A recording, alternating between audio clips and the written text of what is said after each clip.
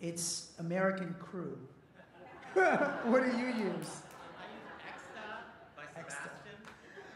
If they don't make anymore, so I have to buy it on eBay. It's been a very surreal 2 years. Surreal that I'm getting an award from David Henry Wong.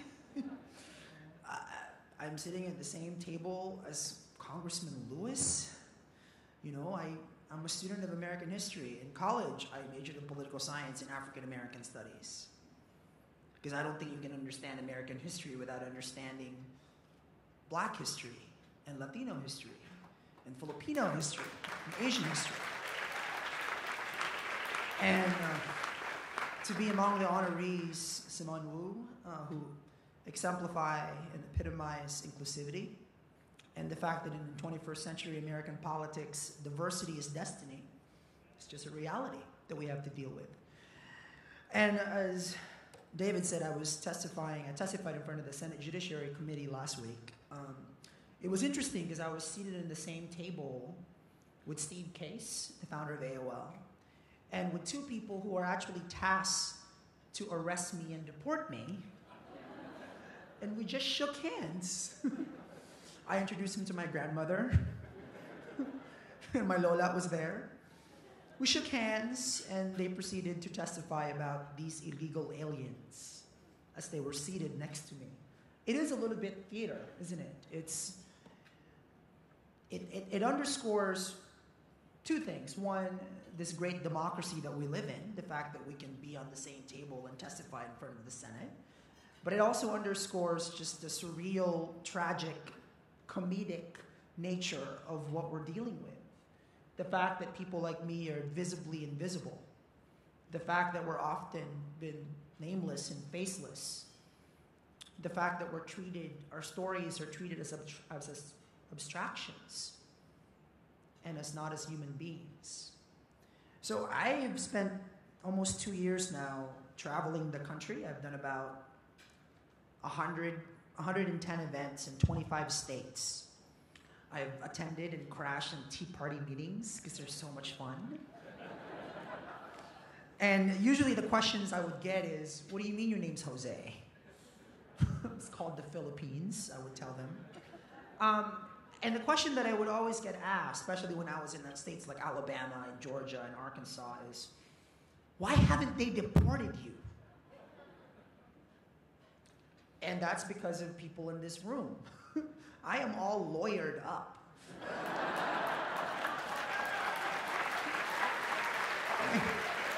I am about as lawyered up as anybody could possibly get.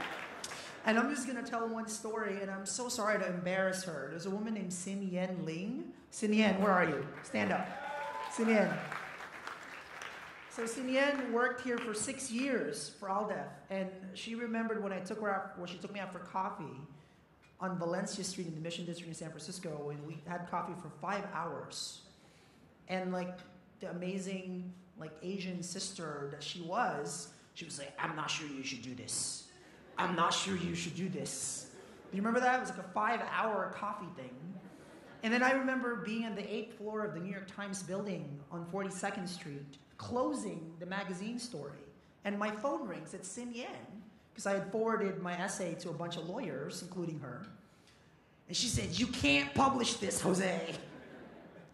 And it wasn't because she just was like, she was afraid for me. And my favorite moment is when she said, you can't put in the New York Times that you broke the law. I'm like, but I have to. She's like, can't you find another phrase for that? You're the writer. I'm like, no, in the end, that's what I have to write. And in the past, 2 years now of this roller coaster ride, I know that if anything ever happened to me, all you need to do is text her or call her and talk to my nice multicultural, multilingual lawyers around the country. I know that you have my back, and that's why I'm not worried. The only fear is really not seeing this all the way through. And as I accept this, I really wanted to acknowledge a few people.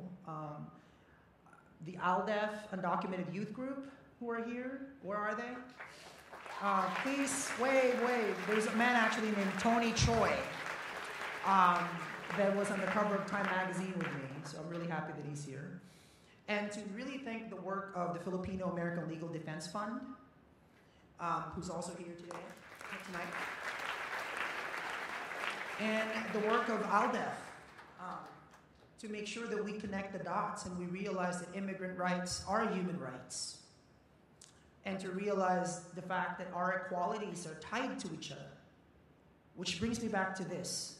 I think of this evening as a celebration of inclusivity and as a celebration of compassion.